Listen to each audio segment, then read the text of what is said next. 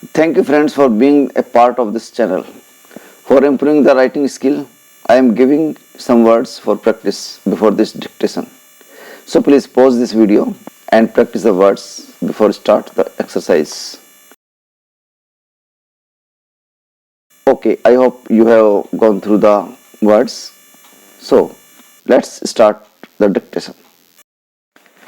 Export competitiveness, however, is only a function of the competitiveness of the entire economy.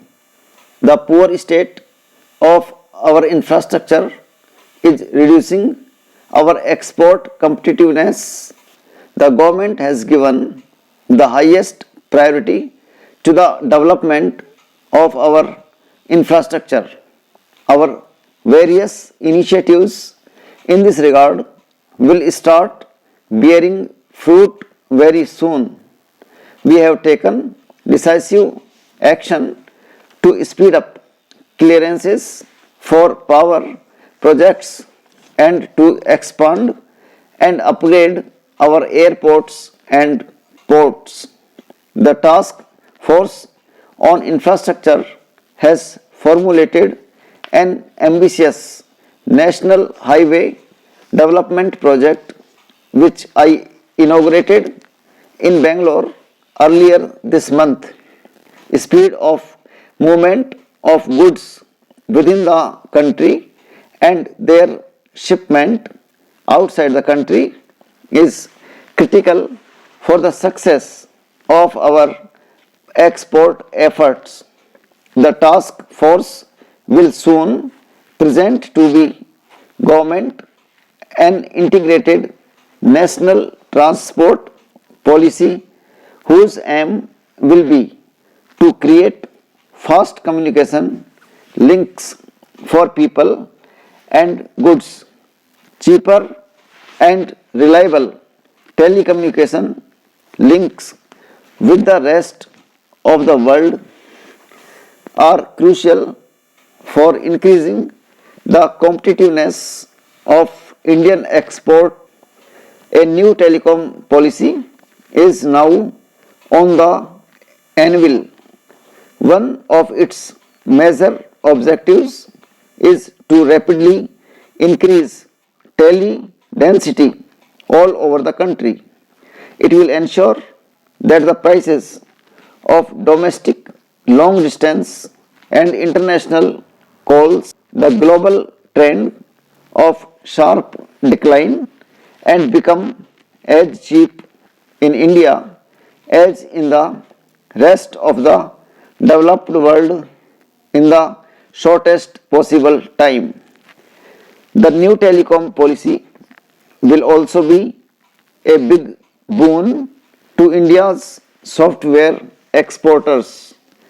You are already aware of the many steps taken by the government to make India a superpower in information technology.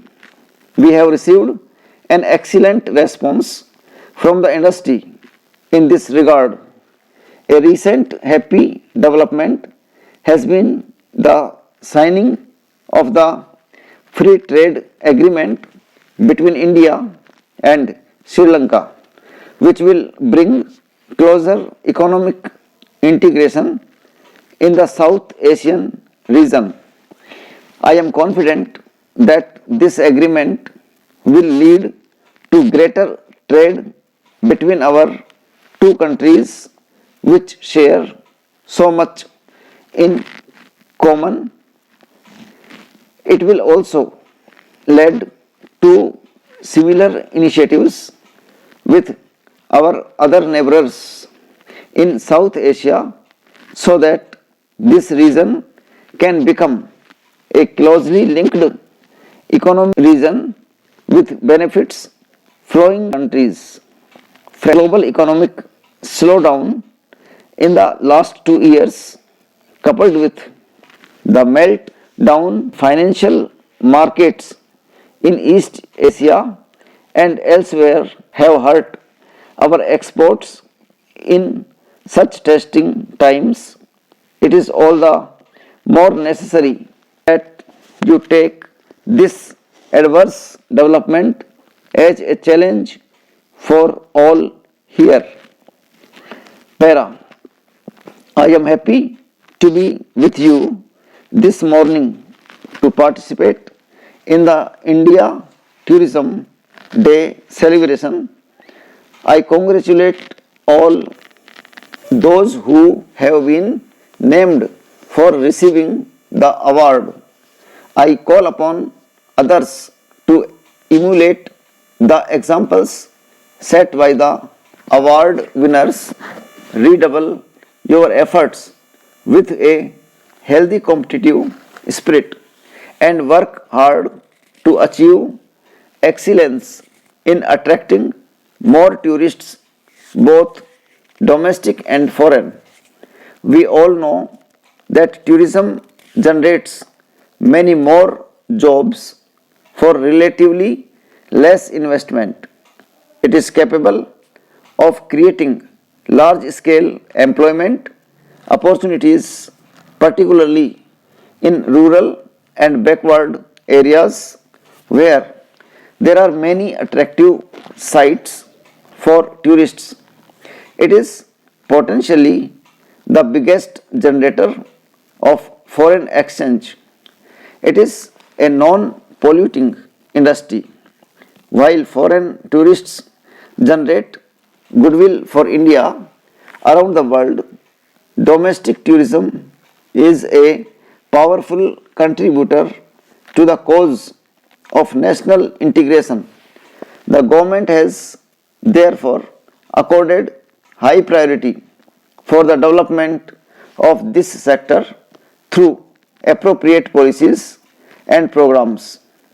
Tourism has often been misunderstood as an elitist activity without realizing its economic, social, and civilization significance.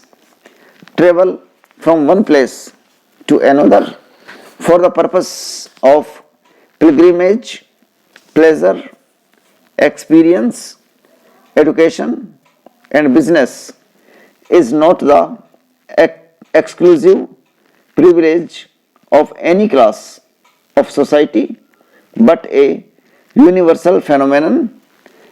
Tourism brings together people of different cultures and regions and fosters better mutual understanding. For doing this effectively and durably, it demands conditions of peace. It is therefore rightly said that tourism is the greatest peace movement in the world. Therefore, I commend all of you working to promote tourism in India for also promoting the larger goal of peace and harmony around the world. Para. Friends, on a day like this, it is natural for us to celebrate what India has achieved in the field of tourism. But it is equally necessary to focus our attention on the gap between our achievement and our own targets, and also the gap between the progress of tourism in India and that in other countries of Asia and the world. If there is any destination in the world which offers the widest choice to tourists, it is India.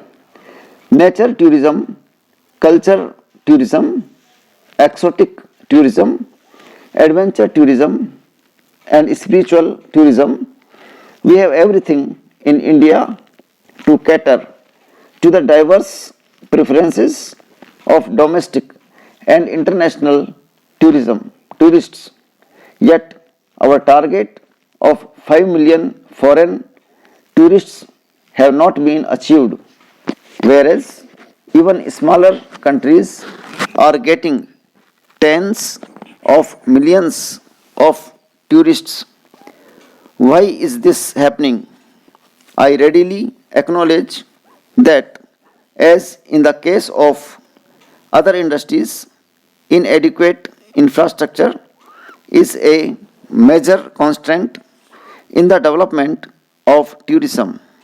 The infrastructure for tourism includes not only hotels, restaurants, and other site facilities, but also basic amenities. Thank you.